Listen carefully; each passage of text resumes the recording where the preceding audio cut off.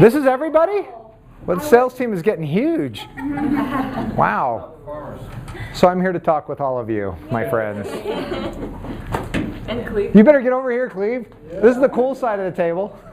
You know, behind the camera so you can... Oh, everybody come over here to the cool side of the table with Cleve. So I guess we're going to talk about outside influences and focus. Josh asked me to talk with you. Excited to do that. Always love getting to work with all of you. This is where it happens. You guys make it happen. And first I want to say that you are bringing in 99% the right people.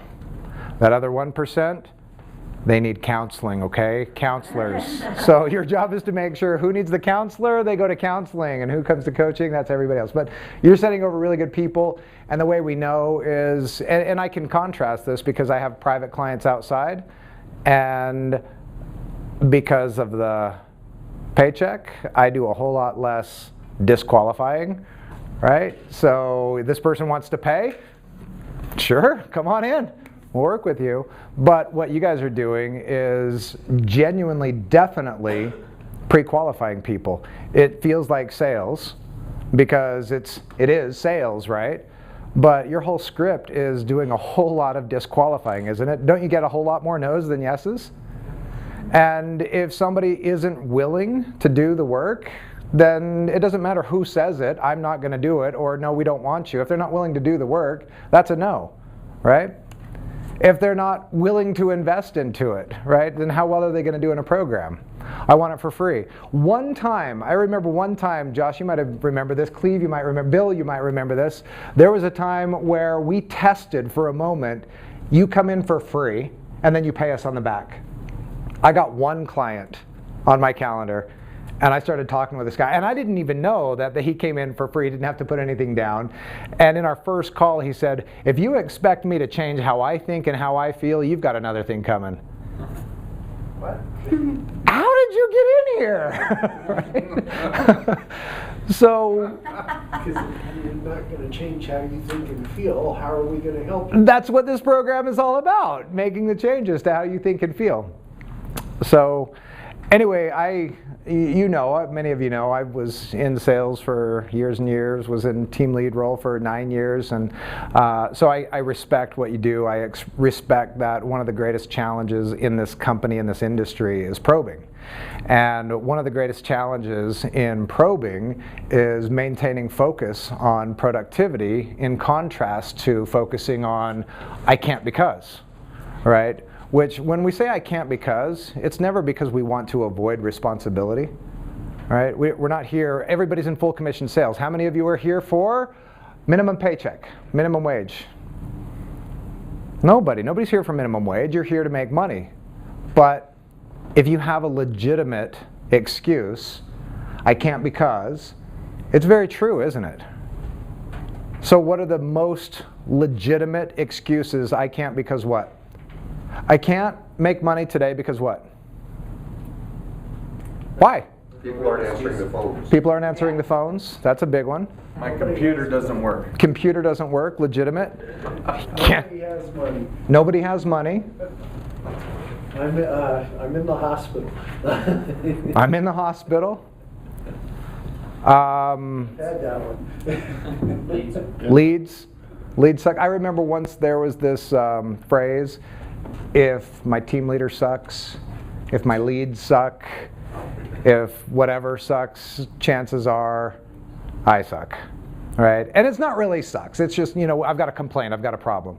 So when I'm talking with people about finding and clearing limiting beliefs, people come up with a limiting belief and I like to shock them and say, well, you're right. You don't deserve it. It's true. All limiting beliefs are true. All of them are true. I don't deserve it, I'm not good enough, true. But it's only true if you are operating from that point of view. So a limiting belief is a neural pathway in your mind that is built out of past experiences. And if you're the train on that track, well, that's going to be your scenery, right? So in sales, if you've got outside influences, I can't because the leads, it's true. But what I want to point to in the training is it's not the truth. Because is somebody else making a sale today? If the phones are down across the board, then is somebody making a sale today? We got cell phones. If you've got a hot one on the line, you are not going to let the fact that the phones are down take you away. You're going to figure out how to get on your phone and get them on the phone, because that's a lead, right? And that's a set, and that person's golden. There's no way you're going to let that go. But what happens when you don't have a hot one on the line? How many of you are picking up your cell phone to call the next lead somehow, some way? It's not happening. You are? Oh wait, I thought you said we're not. Who is going to But you're going to? call them Yeah. if the phones go down? Yeah. Call a lead somehow if the phones go down on your cell phone? I can't get back on the phone with them. Yeah, whatever you can do. And if they're hot, ready to make an investment, you're definitely going to do that. If you don't have a fish on, the phones are down, right? I remember one, Bill, a couple people will remember, maybe a couple people. Remember the AC in the office over by Vivint? So the AC had went out. Yeah. The AC on all the roofs was gone, and it was 100 degrees outside. And inside, we were like dripping Sweating. sweat. Yeah. And I remember people, it's too hot, we can't work in this. Yeah. I remember maybe 20% of the people were like, I'm not leaving, I'm getting a sale today. And they just kept dialing. It's Right. interesting. I was Yeah. like, well, the AC's out, I'm leaving. I have a good reason. Yeah. Yes, and these are all good reasons. Fear, finances, phones. They don't have any money. I'm not connecting with anybody. I'm just in an off day. I'm having an off day. I think I'm just going to go home today. Right? I mean, I've done it. I've done it many times. And all of you have done it, I'm sure, many times. And if you haven't actually done it, you thought it in your head.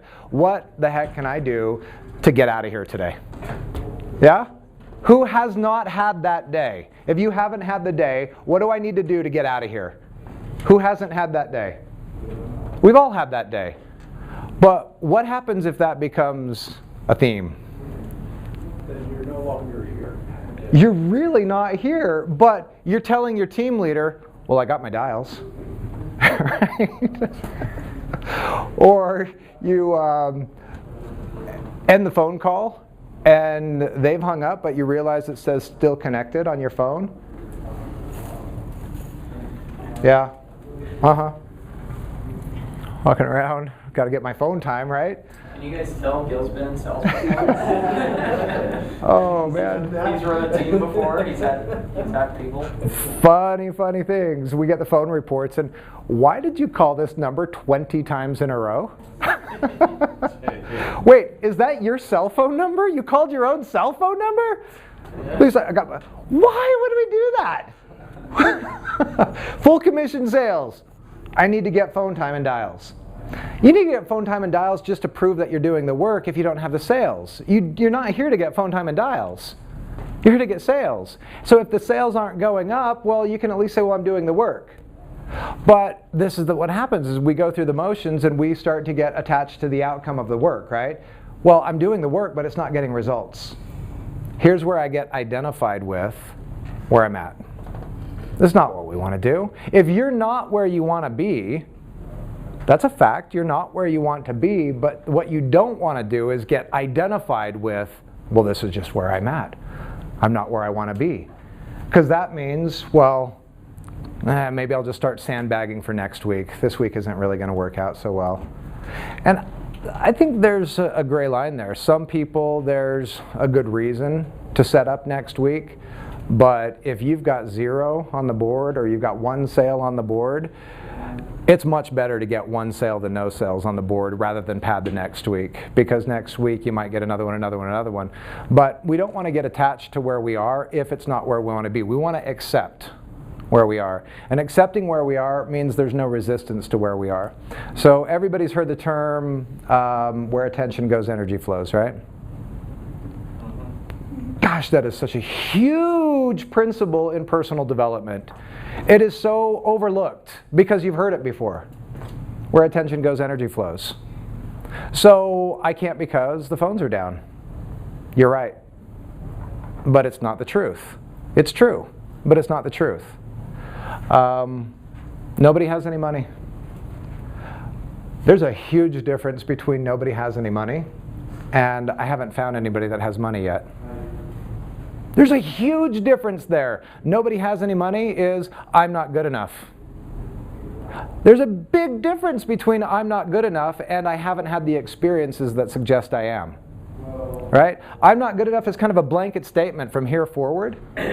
And I haven't had the experiences that suggest that I am is saying there's an open-ended opportunity that says I could have that.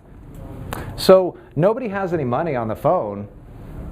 Well, that's how it's been, but shoot, that's 90% of your calls, right? How do you find the people that do have money? Keep going.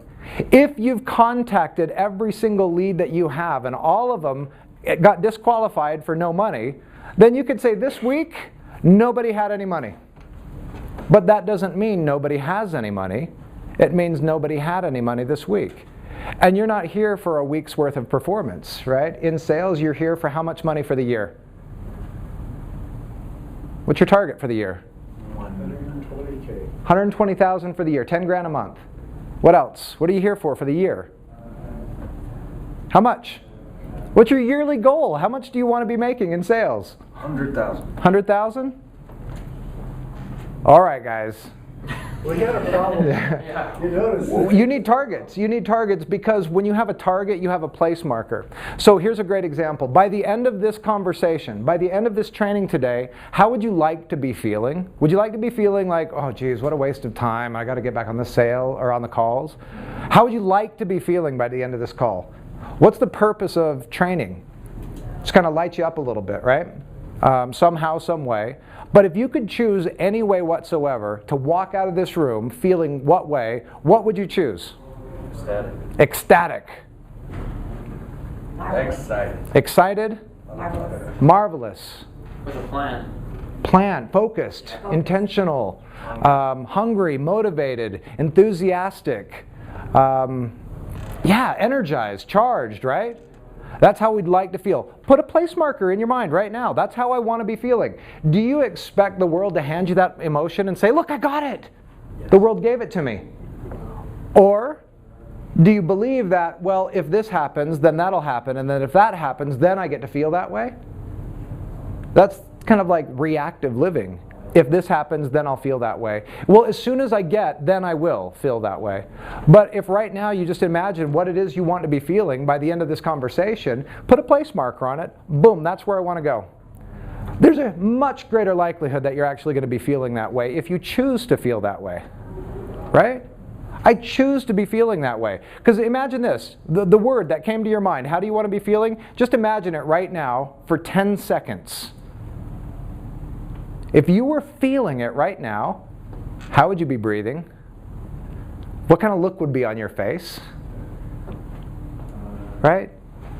How many did not feel it just by imagining it? Anybody not feel it? So if you can think about it and start imagining feeling it, that says you have the choice. And if you go get back on the phone with that feeling, is that going to be a better result than if you get on the phone with, well, let's see what happens? I mean, if you give a presentation with a crappy mood because, that person canceled. Or if you give a presentation thinking, this is going to be the best call I've ever had, and this person is going to be an incredible testimonial because I know what we've got here, and it is absolutely transformative to these people's lives. I'm excited for this next person. Which one's going to produce the better result? So all of that, when I ask about what's the target for the year, 100,000, 120,000, and then some people are saying, well, let's be realistic. That seems pretty far out of my reach, but all right, 60,000, 5 grand a month. How many would be happy with 5 grand a month in sales? Yeah? Nothing wrong with 5 grand a month, but that's 60 grand a year. There's 52 weeks in the year, and in those 52 weeks, you're going to have some of these and some of these, right? So if you happen to contact every single one of your leads that had no money, and you said, gosh, that week sucked. You're right, it sucked. Nobody had any money, then I can say after the fact, nobody had any money. But how often is that situation, nobody has any money, is nobody has any money for what I'm providing to them? Right. You got the cure for my child's cancer? I've got the money right now. Yeah. Here's my credit card. Yeah. And if you go into the call believing nobody has any money, then that's the presentation you're going to give. Yeah. And you'll be right. Any money. You will be right. So that's a major great point Bill makes. If you go into it with the belief, and this is what every single person you're talking with is coming into. Let's analyze my beliefs. Let's put that out in front of me. Nobody has any money. What if that's your client's belief? Right? They're in sales and they have the limiting belief that nobody has any money. Right? This is like in a shaman village. The hunter-gatherer, whoever, comes to the shaman and says, "There's no game. There's no food out there." And the shaman goes to the next door neighbor. "You got food?" "Uh-huh." "You got food?" "Yeah." "Where'd you get it?" "We hunted it." So there's food out there, but why is this person not finding it? Because there's something inside, a belief, that it's not out there. If you believe it's not out there, you're much more likely to experience that reality. You could be proven wrong. It's true. Yeah, and they've got money. This person has money. Oh, I lost the phone connection. Ah! Right? But what do we blame things on? Where attention goes, energy flows. My leads suck. True, they do. But somebody else has those same leads, they might say they suck. Somebody else has the same leads, they might say they suck. Somebody else has the same leads, they might say, "I found 2 people that I think are really good." Right? They're not going to be this week, but I've got them on the pipeline for next week. They're right. Whatever you believe, you're right. Limiting beliefs. All limiting beliefs are true. Whatever you believe is true, but none of it's the truth. So you can create the reality. Choose where you want to go. And remember that, again, it's the most overlooked, obvious statement in personal development. Where attention goes, energy flows. It's the most overlooked, obvious statement in personal development. It is absolutely hugely significant. What you believe, in a huge way, is determining your behavior. And your behavior houses your attitude, right? In your behavior, you've got some attitude. Who's got attitude in their behavior? Yeah? You get to choose that, right? And I see and hear some of you strutting around the floor when you get into your groove and you're really laying into them in a way that's confidence, not cockiness, right? And that's so fun when you do that. When you've got somebody who's hot on the line and you're working that system and they're buying into it and you're sticking to your script and you're going off just a little bit necessary to accommodate that objection or to accommodate that quirk in this person, and it works and you keep going, your energy starts going up because you're getting closer to that set, right? How many can feel that getting closer to the set right now? Yeah? Imagine that feeling cranked up double right now. Double that intensity right now. Just imagine that feeling. Where attention goes, energy flows. How do you want it to be? This is the big thing in coaching, is too many people are focusing on what they don't want. Too many people are focusing on what they don't want. When they focus on what they don't want, we would call that resistance, aversion. Resistance and aversion is negative attachment. So if I'm in negative attachment, I don't want to have a crappy week. I mean, I'm sure all of you have already heard that training. I'm feeding this crappy week, right? If I'm coming from that place habitually because I'm justified, well, I've had so many crappy weeks in a row, I'm justified, I don't want this crappy week. What happens when I get a good week? Symptomatically, I experience a good week, but I still have this identity that I don't want a crappy week. So I had this good week, and what happens the next week? Oh. So I have a great week every week. Right? Why do I have a great week every week? How do I justify that? I can choose that. Why do I have, this is Noah St. John, right? Affirmations. Why do I have a great week every week? That's not, I have a great week every week. It's like a trick to the subconscious. Why do I have a great week every week? My subconscious wants to answer that question.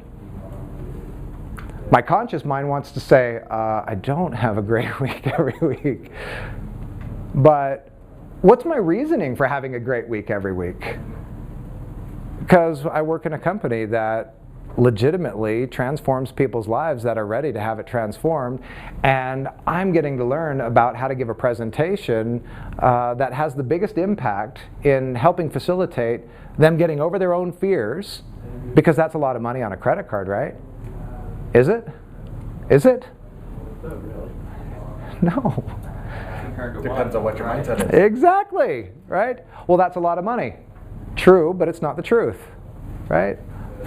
I don't think I can afford it. True, but that's not the truth, right? And that's people's challenge. It's always true. So when you objectify these thoughts, this behavior, these excuses, when you objectify it, just put it out in front of you and look at it. Just ask yourself, is that serving me or sabotaging me?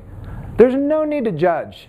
No need to judge. If you do something stupid every day for a week, every day for a month, you don't need to judge that. That's not going to help, but to be the witness of it.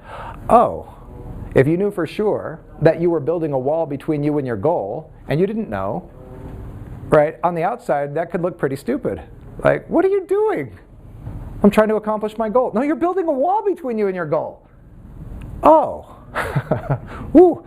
No need for judgment. It's just stop the behavior, right? Change the behavior. So these are all justified. The finances, the phones, the leads, the fears, whatever. This is all justified. So it's all true, but none of it's the truth.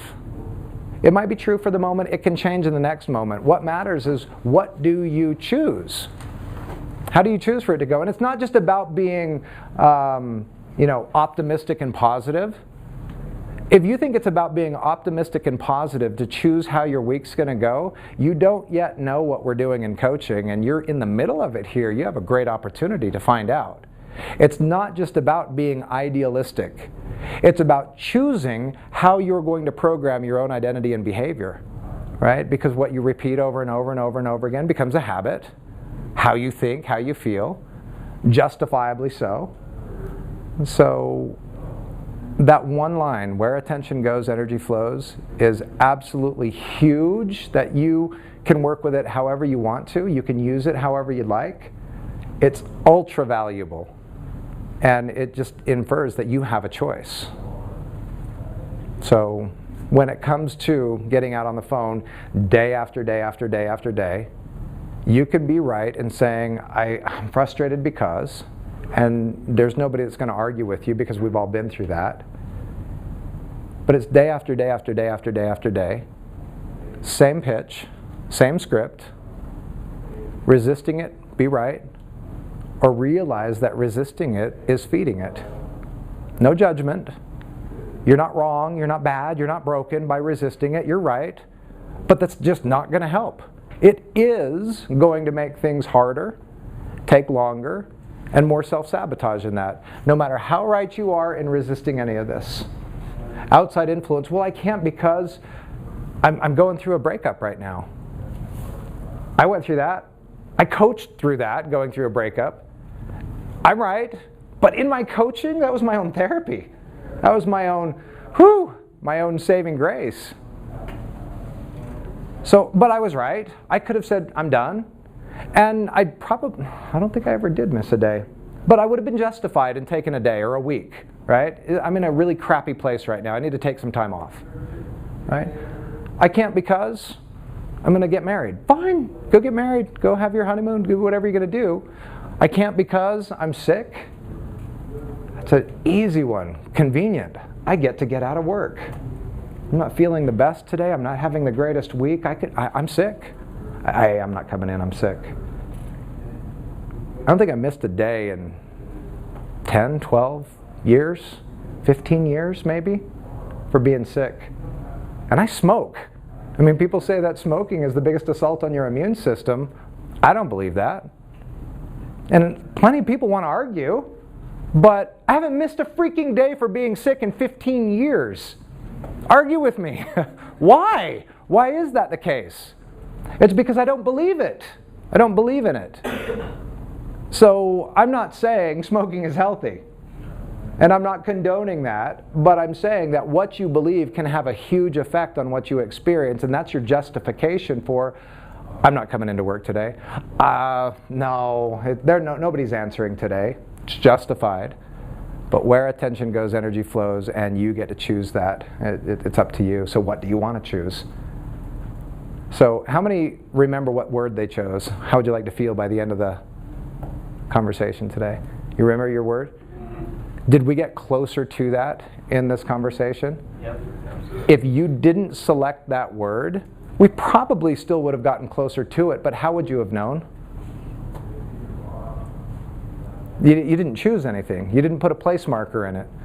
So when you choose how you want to be feeling, the place marker's there, that's the target, and now you can calibrate. Did I move closer to it? Yeah. What if you find that you are moving closer to it every single day because you've chosen it every single day? That gets a little bit exciting because it's now I don't necessarily need the sale to feel great. I just need to feel like I'm getting some momentum. I'm getting greater effect. I'm getting greater control. And control is even arbitrary. I'm getting greater influence over my experiences. So I'll leave it at that and just say if there's any questions or comments. Any questions for Gil? You guys all feel confident in getting a sale today? Woo! Did you get your number, whatever the number is? Right? I found it a little alarming that you guys don't have a target in mind, or maybe weren't comfortable saying it. I know, Matt, you were. Whether it's 100, I think 100, everybody just throws out, I want to make 100. But like you said, Gil, maybe it's 30. Heck, I'd rather if it was 25,000 this year. At least you have a target, right? And you're going towards it and you can pass it. 30,000, whatever the number is, 50,000.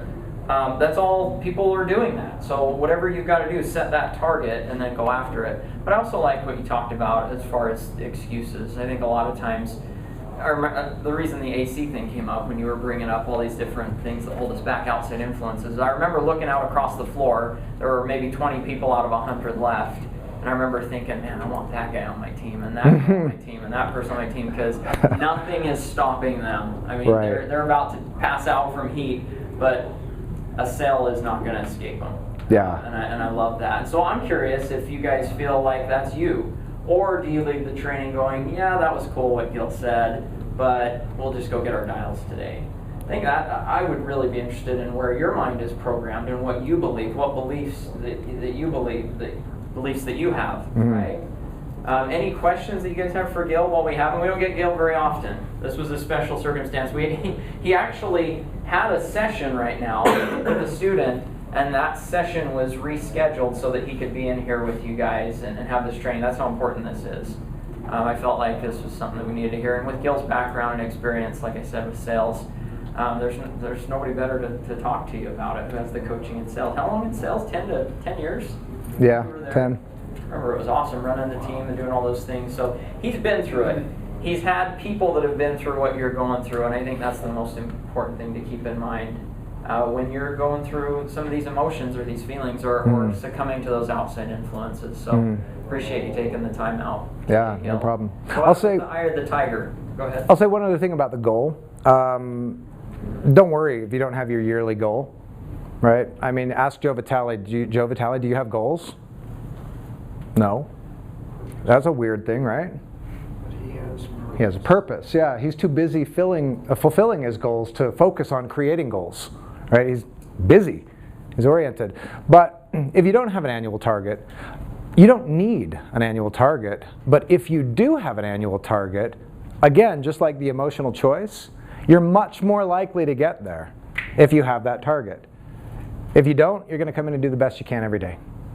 Yeah, right. Nobody's ever doing the best they can. You're just doing the best that you know. So, yeah. Do you have any practices, routines, or anything that just helps you get in the state of just having fun and just bring you? Because I love when you're like on the bike, you're just like throwing the thing around. Yeah. And you're so into it with people on the phone. Yeah.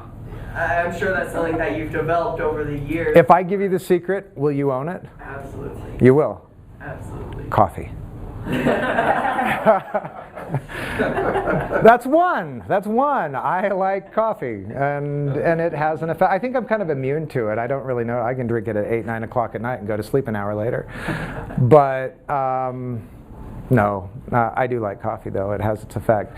So have fun. That's what it is. It's really have fun. Don't take things too seriously, right? Isn't that one of the 4 agreements? Yeah, Don Miguel Ruiz. Who's read it? Yeah. What's the word for word on it? Do you know? Don't Have integrity with your word. I know Be that's one. impeccable Be with your impeccable. word. Impeccable with your word. Do your best. Yeah. Don't take anything personally. Don't take it personally. That's what it is. Yeah. I was thinking don't take it seriously. Don't take it personally. Having fun, though, is just being free to come across on the phone in that way. All right, people don't want what you're selling them. If you're not an ambassador of it, they don't trust you. So if you're in a joyful state, if you're in a relaxed state, and you can be serious and directional where it's necessary, but if you're demonstrating this freedom, write these 6 words down: freedom, fulfillment, and empowerment, love, joy, and peace. That's what every single client you're talking to wants, whether they know it or not. Why do you want that? And why do you want that? And why do you want that? And why do you want that? Love, joy, and peace, fulfillment, freedom, and empowerment. If you want to choose how to be on the phone, tune into those. Right? Empowered. Fulfilled. So how are you coming across? And then when you represent that, you're the ambassador of that, not by saying I'm the master, I'm the expert, but if that's what they're feeling, they believe you have what they want, not because of what you're saying, but because of how they feel when they're hearing you. So if they're feeling that, like, and I think all of you register that, right? I mean, you know that there's been conversations you've had that person is listening to you, not based on just what you're saying, but because the attitude you have in saying it, right? So I don't mind telling people that, yeah, I'm riding a bike around the office right now while I'm coaching you, right? Oh, I almost hit the water cooler, and high five, and why not, right? I mean, that's the side note, and by the way, this is how you rewire your neural pathways in your brain. It can be that simple. If we make it so complicated, like I'm performing brain surgery and going in with an electron microscope to rewire, neural, that's pretty serious, right? But no, it's so freaking simple what we do. But if it really is that simple, why are people not getting it? Because they believe it's so complicated and it'll never happen for me and I can't because, right? There's some magic to what Gil's saying with having fun. I mean, that's important. When you're coming in every day, I love that you do that. It's something that I've always had a reputation for some practical jokes and things like that. Just today, Damon walked over to me, Damon Castlebar, and said, "Where's Steve this week?" And Tom's gone too. And did you hear what I said? I said, yeah, he actually went to a fountain pen convention with Tom. They shared Tom's motorcycle together. Steve's on the back. Yeah, Steve's on the back. Tom all the way down there. And I walked away. He still believes it. And so, the point is you gotta have fun. And have fun with the people on the phone. Like Gil's saying, he has fun with it. There were times where I would joke and laugh with people on the phone. That'd be one of the first things I'd do is get on the phone and, man, how much is this going to cost me? Well, it's going to be $20,000, and just throw them, wake them up, and then I'd joke and laugh with them and say, no, let me talk to you a little bit about the program, what it does. I can promise you this, it's going to change your life if we determine this is a fit for you, and you would be willing to spend $20,000 if you could. I mean, just to have fun with them, and you still take them down the path and hold them accountable. You're still serious, right? Mm-hmm. Still serious with your job. You still got to be on time when you come to work. You can't be late working at McDonald's, right? You got to be on time, but then you can have fun when you're here. And then, every part of it, following the script and going through the certain things. Of course, you have to have a flow, but you can have fun with that flow. You can ride a bike around or do whatever you want. And so I think there's a lot of magic to having fun. I couldn't have made it almost 20 years now if I wasn't messing with people on the phone and on different calls. I remember sometimes I'd get a little bored with the monotony of it, and I'd tell my team, "Okay, everybody's using an English accent on the next call." Yeah. Remember that? Yeah. Try to stick out the whole call that way. Some words, you have to use this word in your call somewhere. Yeah. You got to have fun with it, and when you do that, you bring that magic and that fun to things. People open up. Because what we do changes lives, and so you've got to take it seriously. And these outside influences and taking it so seriously like that, when that goes away, people start just going because you're having a good time and you're bringing a good energy to the calls that you're on. So I think there's some magic to that. I'll say one last thing on outside influences. If you're resisting outside influences, you're feeding them. Right? It's not about resisting your outside influences. It's about choosing where your attention goes. Right? I mean, how many people have been a victim to Bill's pranks around the office? Never. Right? Yeah. Or mine. How many people have been hit by a ball or a frisbee or whatever? Never. That would never. Never Cleve. Cleve's been the greatest victim of being assaulted by flying objects in the office than anybody. But This is true. If we are resisting them, how much quality attention are we giving to the person we're talking with or the opportunity we have in front of us? So a lot of times we can laugh it off. Remember Tim? Tim, that little squishy blue ball? Full on, as hard as he could. I'm in the middle of a coaching session. My headset's like halfway off. And he wasn't trying to hit me in the face. He just lost control and it hit me right in the face. Are you kidding me?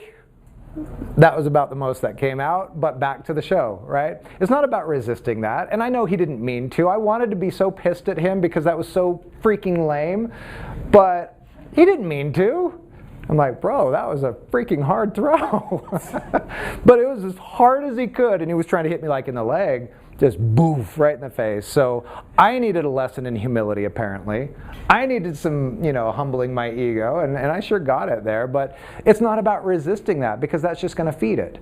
Resisting the problem is my attention going to the problem. It's reinforcing, I can't because. If I'm resisting the leads, well, then my attention is going into that. It's called negative attachment. So the solution is not get rid of it. Don't do these things. That's not the solution. That's negative attachment. The solution is do these things, right? Choose where your attention goes. I had something funny happened last night. I got off the phone with a young guy, 34, who's living with his aunt and his mother, and he was making $10,000 a month. Last year, he's making $2,000 to $3,000. He has 15 credit cards. He's got 90 grand limits on the cards and 70 in debt. And he really wants the personal development. And I was so into that and really feeling like I helped him. I forgot for about 15 minutes where I was. And I'm kind of facing toward the future. I'm feeling so good and I'm feeling so excited. I want to do that again with somebody tomorrow. And Cleve walked behind me and I was listening to his voice and I forgot where I was. And I'm hearing Cleve, and I said, oh my gosh, Cleve has lost it. He's talking to himself. And then I turned around and realized he had the headphones. And I've seen it 1,000 times. Nice. In that moment, I was so kind of into the zone, and I was so concerned about Cleve.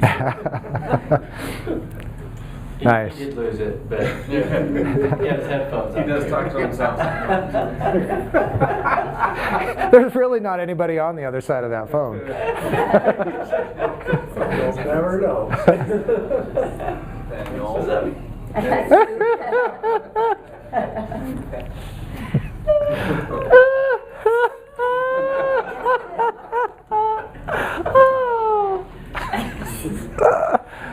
All right.